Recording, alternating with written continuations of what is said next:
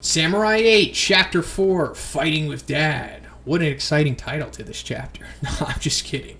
But seriously, Kishimoto and Okubo holding it down again this week.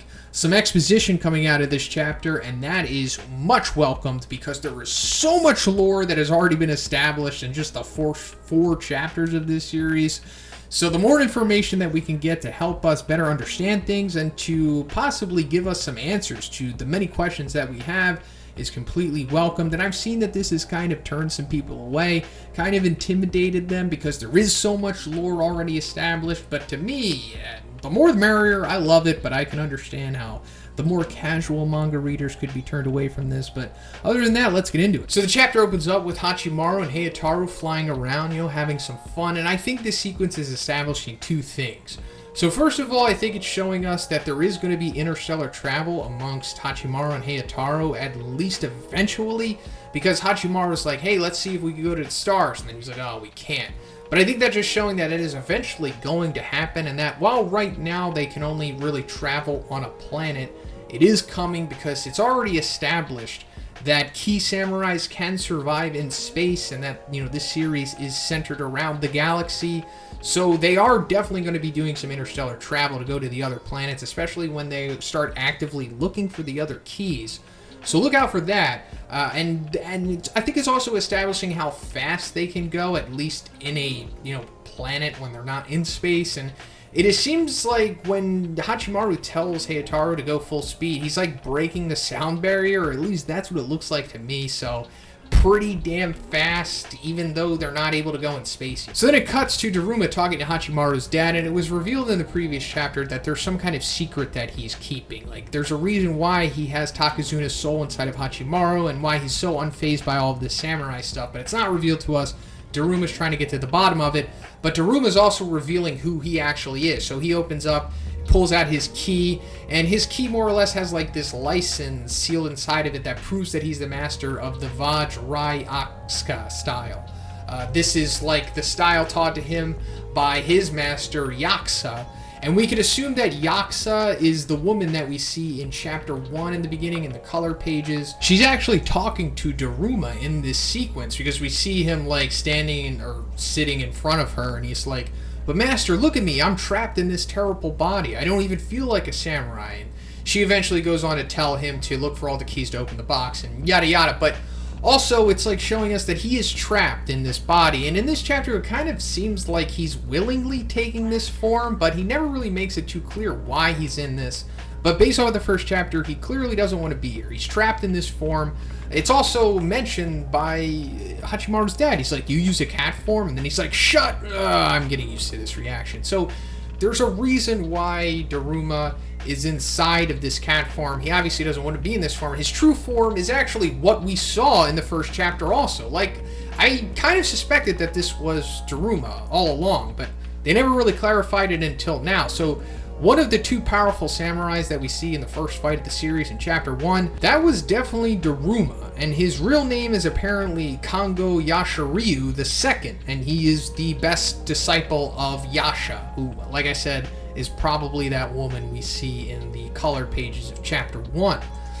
So what does all this mean? I'm not entirely sure, because I thought that this might have been the avatar that Hachimaru was using in the game, because after this quote-unquote flashback is over, it cuts to Hachimaru. So either this was actual gameplay, or it was an actual flashback of what happened. Like, this is when Daruma found the first key, or this is a part of the game. Like I've said, it's not too clear. I don't think it's really made too clear, because he does the same exact technique that Hachimaru does in chapter 1, like he sacrifices his arm in order to get the killing or the finishing blow on his opponent. But also we see like the ship that he has, like the sea turtle spacecraft thing, the big holder that he has in this chapter in the very beginning of 1. It's also the same exact one that we see that Yasha has in the colored pages. So like, I think this is purposely left this way for it to be confusing to us, or at least I hope it is, because if this is clear and I don't know what's going on here. Also, another cool thing that I spotted was in the one panel that we see of Daruma's true form, you know, after he shows his ki to Hachimaru's dad, he's holding a gun in his left hand, so that's pretty cool. It looks like the samurais can also create guns and stuff like that. Maybe there's like a soul gun as well. It remains to be seen, but I like that there's more weapons in the arsenal of the samurai. They're not just bound to their swords. It also expands this world more, in my opinion. I like it. It's kind of like One Piece, you know. They're not just regulated to a certain set of weapons. There's like guns, there's swords, there's powers and stuff like that. So the more the merrier. But also, it's establishing for sure that it takes 7 special samurai keys to open the Pandora's box, and it won't just take any 7 keys, and that there's more than 7 samurais, or 8 samurais, I should say. I mean, people were kind of confused to this. Like, it wasn't really made clear, like, what kind of keys does it need to open the box? Is it just any samurai key? And so now it's like establishing that there is special keys that they need, and not just anyone will do it. And that's cool. I mean, it's just going to make the search even longer, but I'm sure that's what Kishimoto had in mind the whole entire time. But yeah, Hachimaru, the key that he has is obviously one of the keys that needs to open this box because, you know, he's the main character, so why not?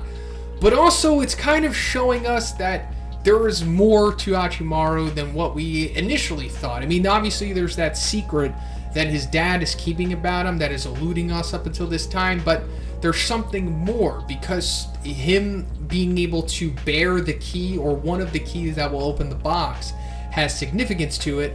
But also, Daruma's like, I was drawn to him because of his magnetic pull. Akala himself must have guided me here. So there's something special about Hachimaru, something that his dad knows that he's not telling us. So then Hachimaru comes back and he starts arguing with his dad, and we're getting that back and forth that was already built up in the first chapter. And this is just further establishing that, like, there is trouble with this relationship. There's just not communication. It's not getting across accurately. Like, they both care about each other and they both want the best for each other, but they just can't communicate it properly. Like, Hachimaru's dad obviously cares about him so much. He's very worried about him and he doesn't want anything bad to happen to him. But at the same time, he's going about it way too obtrusive. And Hachimaru obviously cares about his dad as well, but he too cannot accurately express his emotions and his feelings here, so he is being obtrusive as well, and they're just having this real conflicting relationship that is just building up. And I think for some reason Hachimaru's dad isn't actually his dad. I think he's probably just some dude that stored the soul inside of him because he found him, or because he needed to, or because there's something more to it. Like I said, I think this could be something kind of like how the Nine Tails was sealed inside of Naruto, you know, something like that. Could be wrong, but after Hachimaru's dad goes back inside and he starts looking at the pod that he had for Hachimaru, like the life support pod thing, and then he's looking at the schematics of it.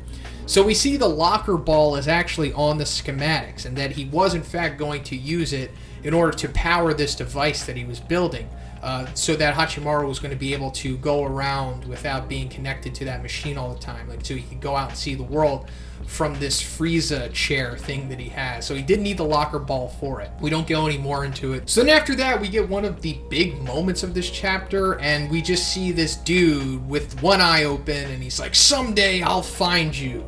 And then Hachimaru's dad is like real concerned about this. So this is a memory that he's having of this guy who appears to have a samurai faceplate on with some long hair. So people are probably curious, like, who is this? Are we supposed to know who this is? No, we are not supposed to know who this character is. This is the first time we're seeing him. But I can almost guarantee that this is who Takazuna is. The guy, the samurai whose soul was inhabiting Hachimaru. Because he's like, someday I'll find you. Why else is he looking for Hachimaru's dad unless to get his samurai soul back? Also, the Ronin guy from Chapter 1, he calls it the vampire. So I assume this guy has something to do with vampires. Maybe this guy is a bad guy.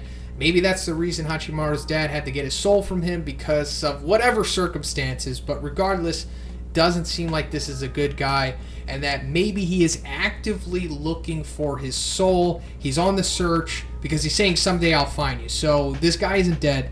He's out there, and Hachimaru has what he wants. So this is a further storyline that is being set up. So then the chapter ends with Daruma showing Hachimaru a new technique, the Vajrayaka style silent cut. It's like a delayed effect attack, I suppose. So he could just count to any number of seconds, and after that the slice will happen. So he counted to 8 because, you know, whose surprise is it that Hachimaru's favorite number is 8? Because he says that it's in his name, because Hachi is 8 in Japanese. But I'm sure this technique will come back later. I'm sure there's some significance to it. But it's also setting up a line. And this is the line that Hachimaru has to cross if he wants to go any further into this story. Because when Daruma was talking to his dad earlier in this chapter, he's like, I don't want you to take Hachimaru. I want you to leave. Leave everyone alone. I don't want him to go on journeys with you. It's dangerous out there. And I'm worried about Hachimaru. I don't want him to get hurt. And Daruma's like, yeah, cool story, bro. But I kind of need him to save the universe. So, yeah, he's going to have to come with me, or at least I'm going to let him make up his mind. And this is what's happening here. He's like, look, I'm not going to force you to come with me, but I will give you the option. You can either stay here and take the blue pill and live with your dad and deal with him, or you can take the red pill and learn how to be a crazy powerful samurai and save the friggin' galaxy with me. And of course, Hachimaru decides to take the red pill, which, you know, is the right choice, obviously.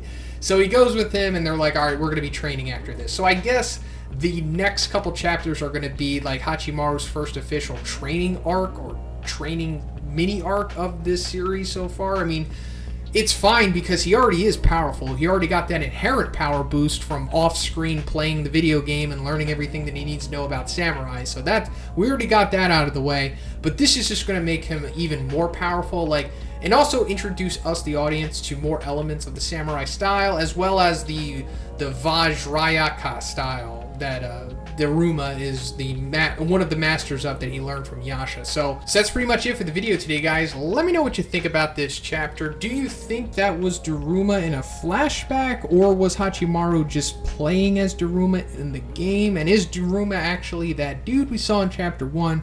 What is Hachimaru's dad's secret? And was that guy in his flashback Takazuna?